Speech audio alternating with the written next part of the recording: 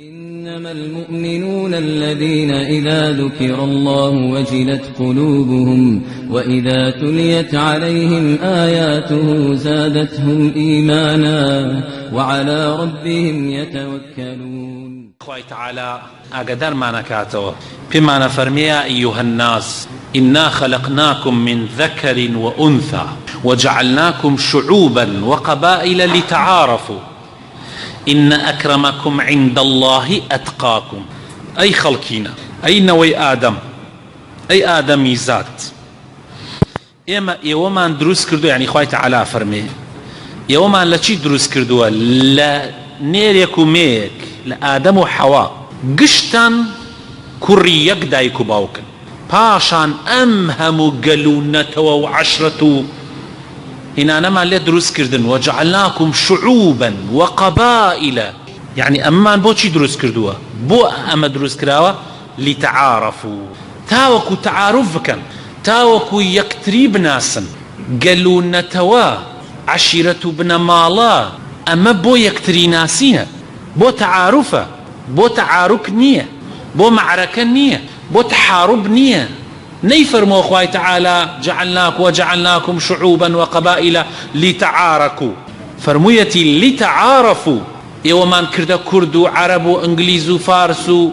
تركمانو تشي بو اوي يكتريبو كوجن بو اوي شرب كان بو اوي خونيك بريجن همو امانه بو اوي كخلق تعارف هبه خوشويسي ومحبته يكتري ناسين درو بيلا نيوانتانا بهيج شوازيك حلال نيه مسلمان بو هيج قلو هيج نتويك تعصبي هبه معقول نية من كابرايكي بيدين خوانا ناس دش بنويج دش بخوا لبروي والله تشيا كردة وصفي بدمو دفاعي ليبكم خوشم بيه كابرايكي تر خوا ناس خوا پرست رول خوا بياوي باش لبروي انجليزة من قينم ليبه اما كي راس اما كي مرو والله چیه کرده ایجا خوال دبابی تر بروبانا قینا آدم قشت مالی کردیک آدمینو تو ایتر کرد چیه و عرب چیه و ترکمان چیه و فارس چیه و اما چیه و ما هم اخوة تنها خزمایتی من ككري فلان كسم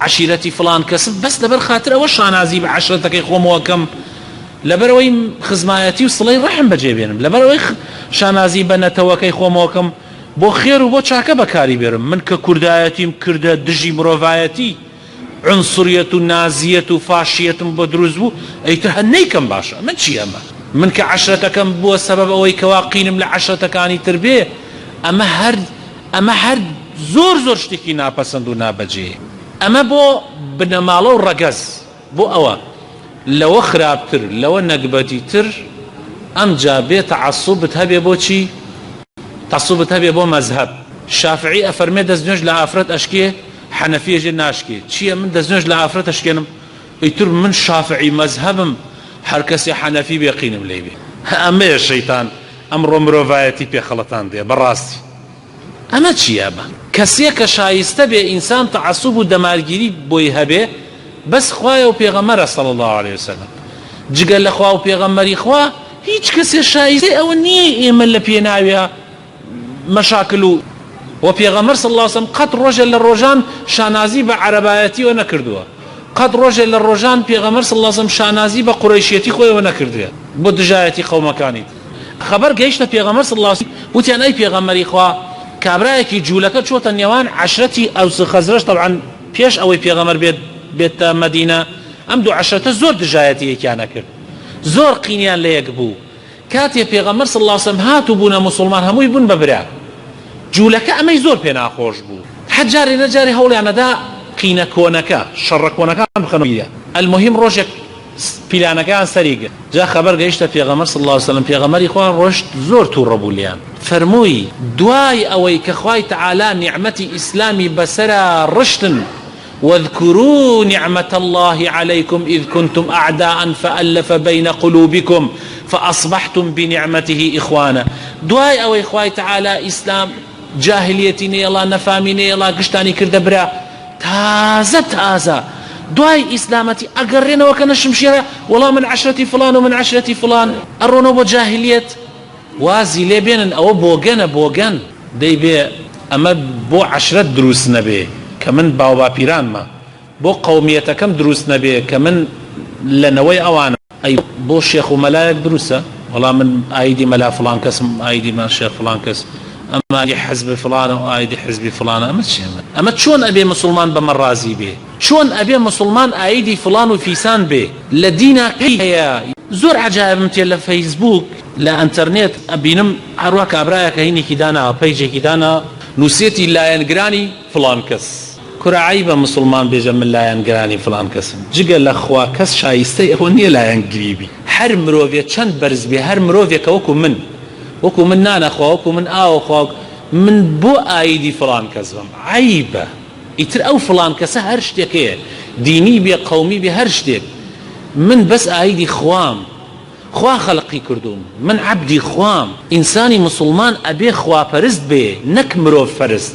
هیچ مرۆڤێک شایستەی ئەوە نییە من دیفاعی لێ بکەم، یعنی حەق و ناحەق دیفاعی لێ بکەم، ئیلا لە حەقا من دائیمەن لایەنگری حەق بم ئەبێ لە هەموو شتێکدا، لە هەموو شتێکە. ئیسە برایەکم لەگەڵ کابرایەکی بێگانەیە بۆ دەمەقاڵیان سەیرەکەم کامیان حەقن، تەواو. کابرای بێگانە حەقە، تەواو. هەم لەگەڵ بێگانەکەیە لەبەرەوەی حەقە. ئینسانی مسلمان لە ژیانیا عەبدی هیچ کەسێک نییە، بەس خوا تۆی خەڵق کردووە. حتا ڕۆژێکیان هەندێک کەس لە بینی پێغەمبەرەکانە خەریک بوو، یەهودیەک ئەوت ئێمە ئاید موساین و گەرەکی بوو موسا و محەممەد و عیسا بکە. مسلمانێکیش طبعاً وتی ئێمە ئاید محەممەدین و محەممەد لە هەمویان گەورەترە. پێغەمبەر صلی الله علیه وسلم لەوە زۆر تووڕە بوو، فەرمووی پێغەمبەرانی خوا گشتیان عەبدی خوان و پێغەمبەری خوان، کەس من فەزڵ نەداتە سەرەوەکەی ترە، کەس وەناو منۆ من موسایم و من عیسایم. ئەمە نییە، ئەمە نییە. هەموو پێغەمبەر بۆ خۆشی ڕازی نەبوو. ئیسە پێغەمبەر بێتەوە بۆ ئەم زەمانە بدوینێ، هەروە بوسڵمانە و گشتی هەرێکی ئایدی زەلامێکە.